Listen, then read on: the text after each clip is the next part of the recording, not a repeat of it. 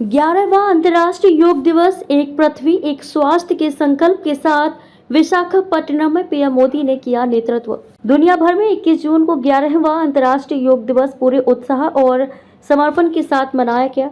इस वर्ष की थीम एक पृथ्वी एक स्वास्थ्य के लिए योग रही, जो वैश्विक स्वास्थ्य और शांति के महत्व को रेखांकित करती है। इस खास अवसर पर आंध्र प्रदेश के विशाखापट्टनम में एक विशाल योग कार्यक्रम आयोजित हुआ। प्रधानमंत्री मोदी ने अपने संबोधन में योग को समय की आवश्यकता बताया और इसे तनावपूर्ण विश्व के लिए एक मार्गदर्शक बताया। उन्होंने कहा कि आज की दुनिया विविध प्रकार की अशांति, अस्थिरता और तनाव से जूझ रही है और ऐसे समय में योग एक नई उम्मीद और शांति की दिशा प्रदान करता है। उन्होंने कहा, आज का युग निरंतर चुनौतियों से भरा है। सामाजिक, मानसिक और वैश्विक स्तर पर तनाव बढ़ता जा रहा है। ऐसे में योग वह विराम बटन है जिसकी मानवता को सांस लेने, संतुलन बनाने और खुद को फिर से खोजने के लिए जरूरत है। प्रधानमंत्री ने योग को केवल शारीरिक क्रिया नहीं बल्कि मानवता के लिए एक आध्यात्मिक, मानसिक और व्यवहारिक मार्ग बताया। उन्होंने कहा कि योग सिर्फ एक कसरत नहीं है, ये एक दर्शन है जो व्यक्ति को भीतर से स्थिर और बाहर से सहिष्णु बनाता है। उन्होंने कहा कि योग को हमें जीवन के हर पहलू में शामिल करना चाहिए, न केवल शरीर को स्वस्थ रखने के लिए बल्कि मानसिक शांति और वैश्विक सद्भाव के लिए भी। यदि हम अपने भोजन में सिर्फ 10% तेल की खपत भी घटा दें तो ये एक बहुत बड़ा परिवर्तन ला सकता है। योग तभी सार्थक होगा जब हमारा शरीर और मन दोनों संतुलन में हो, प्रधानमंत्री ने कहा। इस अवसर ने यह स्पष्ट कर दिया कि योग एक वैश्विक भाषा बन चुका है जो शरीर, मन और आत्मा को जोड़ने का कार्य करता है। 21 जून को पूरी दुनिया ने 11वां अंतर्राष्ट्रीय योग दिवस उत्साह और उमंग के साथ मनाया।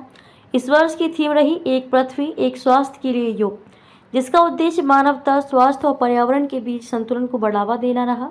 प्रधानमंत्री नरेंद्र मोदी ने आंध्र प्रदेश के विशाखापट्टनम में आयोजित मुख्य समारोह का नेतृत्व किया, जहां समुद्र किनारे करीब 3 लाख से अधिक लोग योग अभ्यास में शामिल हुए।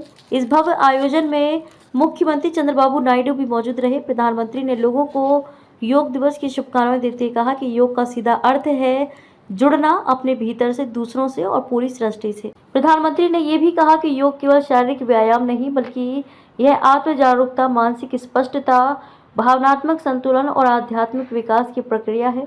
उन्होंने बताया कि आज योग पूरी दुनिया को जोड़ने वाला माध्यम बन चुका है। भारत ही नहीं बल्कि विदेशों में भी योग दिवस मनाया गया। न्यूयॉर्क के टाइम्स स्क्वायर पर सैकड़ों लोग योग करते नजर आए। अभिनेता अनुपम खेर जो इस आयोजन में उपस्थित थे, उन्होंने कहा, मेरे दादाजी योग शिक्षक थे। मैंने योग को जीवन भर करीब से देखा है। ये मानसिक और शारीरिक दोनों स्वास्थ्य के लिए बेहद जरूरी है। भारतीय फिल्म अभिनेत्री और सांसद हेमा मालिनी ने भी योग करते हुए लोगों को प्रेरणा देने की बात कही। उन्होंने बताया कि योग उनके जीवन का अभिन्न हिस्सा है। मध्य प्रदेश के मुख्यमंत्री मोहन यादव ने कहा कि योग आज भारत की प्राचीन सांस्कृतिक विरासत को वैश्विक पहचान दिला रहा है। उन्होंने ध्यान दिलाया कि 21 जून को वर्ष का सबसे बड़ा दिन होता है जो उत्तरायण से दक्षिणायन में संक्रमण का संकेत देता है।